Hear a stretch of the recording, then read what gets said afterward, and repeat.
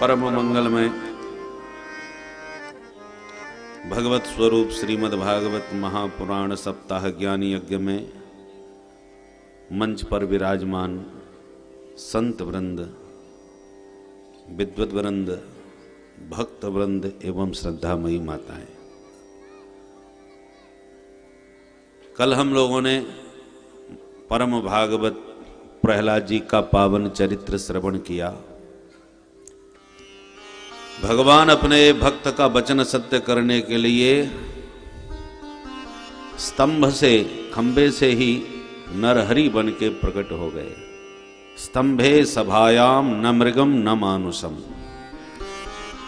न तो वो पशु ही हैं न ही वो नर हैं। नर भी हैं और सिंह भी हैं, इसलिए नरसिंह हैं। आधे नर आधे सिंह।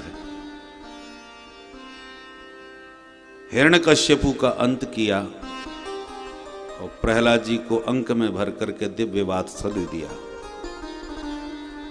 प्रहलाद जी ने भी गदगद होकर के प्रभु की स्तुति करी कि हे प्रभु, ब्रह्मादयः सुरगणा मुनयोऽथ सिद्धा सत्त्वैकतानमतयो वचसां प्रवाहै।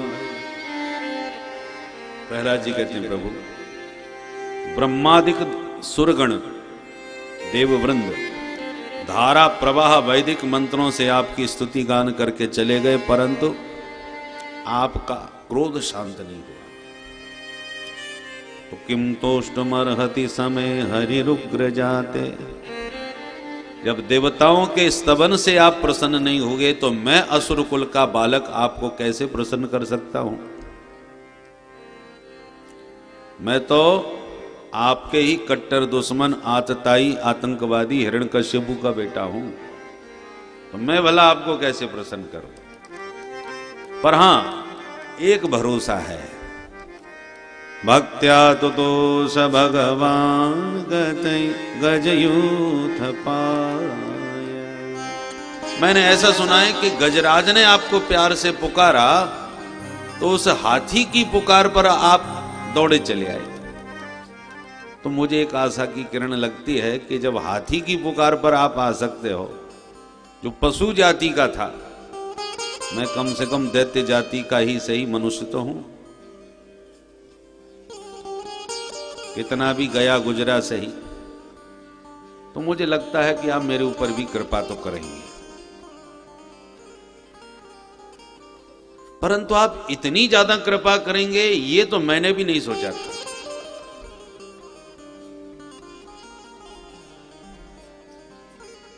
प्रभु, जिस ढंग से आज आपने मुझे गोद में लिया और जितना दिव्य प्यार, स्नेह, वात्सल्य का मेरे ऊपर बरसाया, क्या आपने इतना प्यार अपने बेटे को किया? वैसे तो सभी जीव आपके ही पुत्र हैं, पर फिर भी व्यवहार में आपके साक्षात पुत्र तो ब्रह्मा जी हैं, जो आपके नाभि कमल से पैदा हुए। तो मुझे नहीं लगता कि आपने अपने पुत्र ब्रह्मा को गोद में लेके कभी इतना प्यार दिया होगा।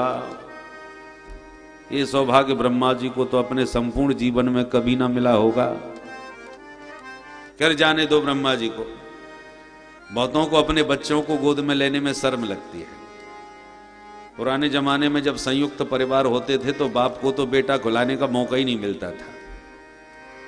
कभी दादाजी लिए बैठे हैं, कभी नाना जी लिए बैठे हैं, तो कभी चाचा जी लिए बैठे हैं, कभी ताऊ जी लिए बैठे हैं, तो सबकी गोद में बालक खेलता था, बाप को तो खिलाने का मौका ही नहीं मिलता था।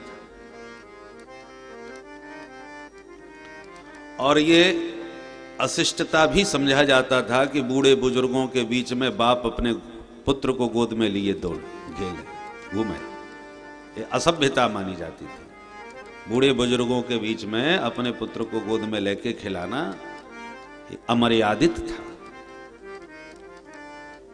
अकेले में प्रेम स्नेह कर ले अलग बात है, तो प्रहलाद जी कहते हैं शायद आपने अपने पुत्र ब्रह्मा को गोद में खिलाने में संकोच किया हो, पर अपने नाती को गोद में खिलाने में कोई संकोच नहीं होता। अपने पोते को तो दादाजी कंधे पर उठाए पूरे बाजार में घुमाए डोलते हैं, वहां किसी से कोई संकोच नहीं लगता नाती को पोते को खिलाने में। तो आप अपने पुत्र ब्रह्मा को न सही तो अपने पुत्र शंकर, अपने पुत्र के पुत्र माने ब्रह्मा जी की भ्रकुटी से शंकर बाबा प्रकट भये तो भगवान के नाती लगे। तो क्या आपने शंकर बाबा को गोद में लेके इतना प्यार किया ना? मुझे नहीं लगता कि भोले बाबा को ये सौभाग्य कभी आपके गोद में ऐसे बैठने का मिला होगा। अरे जाने दो भोले बाबा को भी, मैं तो कहता हूं आपकी प्राण प्यारी प्रिया लक्ष्मी को भी ये सौभाग्य नहीं मिला होगा, आपके दाऊ दादा संकर्षण को भी ये सौभाग्य नहीं मिला होगा। जो सौभाग्य आपने अपने अंतरंग परिकर को नहीं दिया, वो सौभाग्य इस दैत्य पुत्र प्रहलाद पर आपने बरसा दिया, जो गोद में लेके मुझे इतना स्नेह आप दे रहे हैं, जबकि मैं तो वहां रजोगुणी तामसी प्रकृति का दैत्य कुलोत्पन्न असुर बालक हूं। क्वाहम रजः प्रभवई सतमोधिकेस्मिन् जातः सुरेतर कुले क्वतवानुकंपा न ब्रह्मणो न तु भवस्य न वैरमाया यन्मेर्पितः शिरसि पद्मकर प्रसाद। भगवान बोले बेटा प्रहलाद पहले मुझे ये बता, तुझे मुझसे डर नहीं लग रहा? अरे मेरे डर के मारे मेरी पत्नी लक्ष्मी भी थाली फेंक के भाग गई, आज वो भी घबरा गई, जो दिन रात मेरे साथ रहती है वो भी डर गई। तूने तो पहली बार मुझे देखा है तो तुझे डर नहीं लग रहा मेरे इस भयानक रूप से? प्रहलाद जी बोले माफ करें सरकार, मुझे तो बिल्कुल भी डर नहीं लग रहा। नाहं बिभेम्य जितेति भयानकास्य जिह्वार्क नेत्र भ्रकुटीरवसो दृष्टा। आपकी लपलपाती जिह्वा, कटकटाते दांत और भयानक भ्रकुटी ये दुनिया को भयभीत करे, पर मुझे तो बिल्कुल भी डर नहीं लग रहा। अहम न बिभेमी। भगवान बोले बेटा पर तुझे डर क्यों नहीं लग रहा ये तो बता। प्रहलाद जी बोले सरकार जब शेर दहाड़ता है तो सब डर के मारे भागते नजर आते हैं, क्योंकि जंगल का राजा शेर जब दहाड़े तो उसका सामना कौन कर सकता है। पर शेर से सभी तो डर के भागते हैं, पर शेर का बच्चा नहीं डरता। शेर कितनी भी गर्जना करे पर सिंह का बालक तो उसके सामने किलकारी यहीं भरता है, खूब उछल कूद करता है, वो डर के नहीं भागता और ना ही किसी प्रकार का उसे भय होता है। उसी प्रकार मैं भी अच्छी तरह समझ रहा हूं ये विचित्र भयानक रूप आपने मेरे लिए ही बनाया है और मेरे लिए ही आए हो, तो फिर मैं क्यों डरूं आपसे। इसलिए ना हम बिभेमी, मुझे बिल्कुल डर नहीं लग रहा।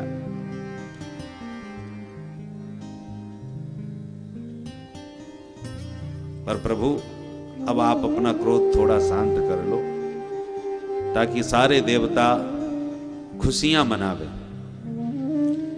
आज हमारे पिता असुरराज हिरण्यकश्यपु के वध हो जाने पर, मर जाने पर सारे देवता प्रसन्न चित्त हैं, क्योंकि आतंक का अंत हो चुका है।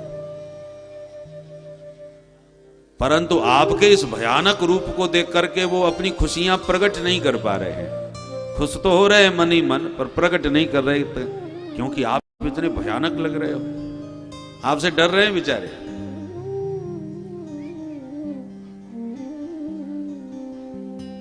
भगवान बोले ये तुम कह रहे हो कि आतंक का अंत हो गया, आतंकवादी मर गया। प्रहलाद जी बोले सरकार सांप बिच्छू जहरीले खतरनाक होते हैं, उनको कोई मार भी दे तो सज्जन भी प्रसन्न ही होते हैं कि अच्छा हुआ मार दिया, नहीं तो किसी को डस लेता, काट लेता। मोदेत साधुरपि वृश्चिक सर्प हत्या, वृश्चिक सर्प हत्या साधु अपि मोदते। सांप बिच्छू के मार डालने पर साधु संत भी खुशी ही होते हैं, दुखी नहीं होते। उसी प्रकार हमारे पिता के आतंक से पीड़ित जो साधु संत थे या सुर वृंद थे, वो मरने पर आज सब खुश हो रहे हैं। परंतु आप प्रसन्न हो जाएं तो सभी अपनी प्रसन्नता, अपनी खुशी प्रकट करें। भगवान बोले बेटा हम तो बड़े खुश हैं तुमसे, मांगो क्या चाहते हो आज हमसे। प्रहलाद जी बोले सरकार हम तो यही चाहते हैं कि हमारी सभी पत्नियां हमारे बस में रहे। ये 5-5 पत्नियों के बीच में हमारी बड़ी विडंबना है। भगवान हंसने लगे, बोले बेटा 5 साल के तो पूरे भय हो आज, 5 साल का बच्चा, तेरी 5 पत्नियां कहां से आएगी।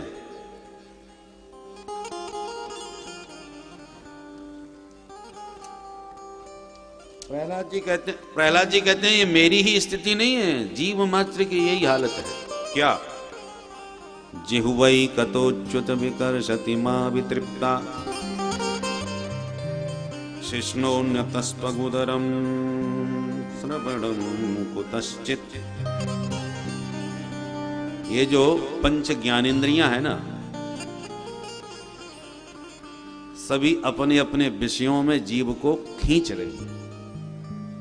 आंखें कहती है हमें सुंदर रूप दिखा दो, तो कान कहते हैं हमें मधुर संगीत सुना दो, तो नासिका कहती है हमें बढ़िया खुशबू सुंघा दो, तो जिह्वा कहती है हमें बढ़िया चटपटा माल खिला दो, त्वचा कहती है हमें सुंदर सुकोमल स्पर्श करा दो, तो बहवः सपत्न इव गेह पतिम लुनंती।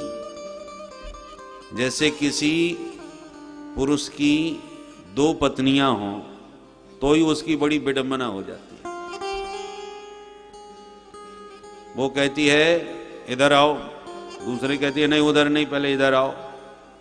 अब वो बेचारा किधर जाए और क्या करे। तो 2 पत्नियों के बीच में जब दुर्दशा पति की हो जाती है तो 5 पत्नियों में तो समझ लो उसकी क्या दशा होगी। तो ये सारी इंद्रियां सौतों की तरह अपने अपने विषय में जीव को खींच रही है। आंख रूप की तरफ, कान स्वर संगीत की तरफ, नासिका गंध की ओर, त्वक स्पर्श की ओर, और जीव की सारे जीवन यही खींचातानी चलती रहती है।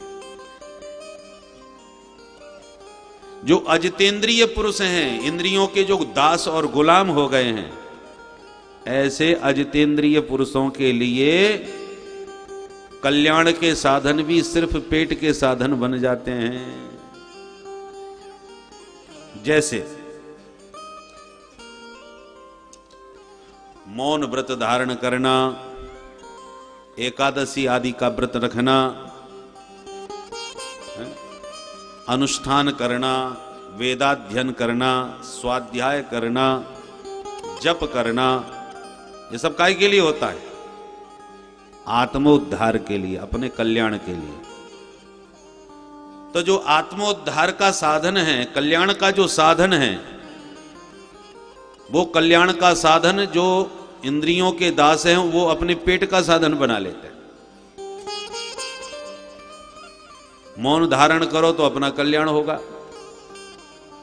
मन पर संयम कर रखने के लिए मौन धारण किया जाता है।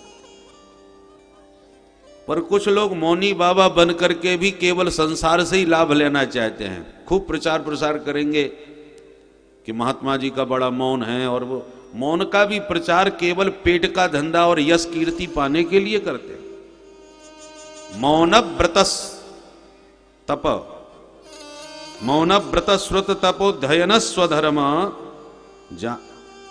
व्याख्या रहो जप समाधय अपवर्ग्या। ये सब अपवर्ग के साधन हैं, कल्याण मोक्ष के साधन हैं। पर तपस्या कर रहे हैं तो क्या? कईयों को देखा होगा आपने, कांटों की झाड़ियों पर लेट जाते हैं, कुछ अपने शरीर को धरती में गाप लेते हैं, और मेला में ये सब दिखाते हैं, तो लोग प्रभावित होकर के खूब चढ़ावा चढ़ाते हैं। और लोग उनकी बड़ी महिमा गाते हैं, अरे महाराज जी बड़े तपस्वी हैं भाई, देखो कितने सिद्ध महात्मा हैं।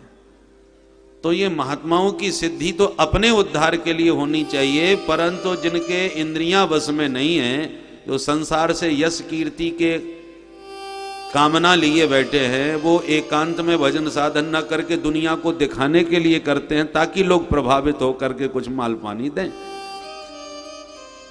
बोलो राधे राधे राधे। ये प्रहलाद जी कह रहे, जब समाधि तप तपस्या ये सब आत्मा के उद्धार के लिए न करके लोग पेट का साधन बना लेते हैं।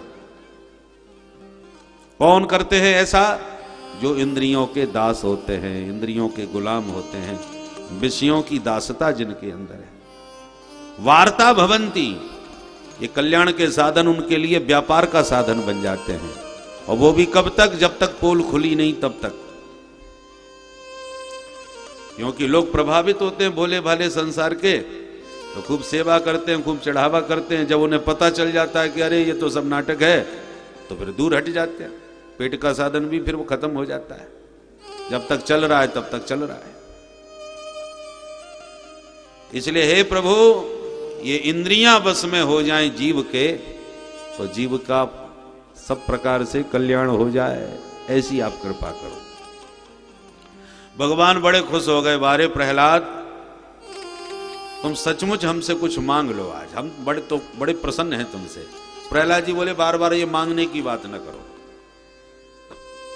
क्यों? बोले प्रभु ये लेना देना व्यापारियों का काम होता है, बनियों का काम है, सौदागिरी करना, लाभ हानि देखना। मैंने आपका भजन फायदे के लिए या आपसे कुछ पाने के लिए नहीं किया है। न सभृत्य सबई बणिक, बणिक माने बनिया, जो फायदे के लिए कुछ काम करते हैं वो तो व्यापारी वैश्य होते हैं। मैंने अपने लाभ हानि की भावना से कोई भक्ति आपकी नहीं की है। भगवान बोले, हमें मालूम है तुम्हें कुछ नहीं चाहिए प्रहलाद, पर मेरी खुशी के लिए कुछ तो मांग लो। मुझे दिए बिना आनंद नहीं आएगा, तुम मांगोगे तो खुशी होगी। प्रहलाद जी बोले, मांगने से ही यदि आप खुश होते हैं तब तो मैं जरूर मांगूंगा। तो क्या मांगते हो बेटा? बोले प्रभु बस यही मांगता हूं कि मेरे मन में कभी मांगने की इच्छा ही पैदा ना हो, यही वरदान दे दो। यदि राशि समय कामान वरांस्त्वं वरदर सभा कामानां हृदय संरोहम् भवतस्तु प्रणेपरम्। मेरे मन में कभी कोई कामना उत्पन्न न हो, ऐसा वरदान दो। भगवान बोले, तो मांगने में इतना क्यों घबरा रहे हो? कामनाओं से इतना क्यों डरते हो?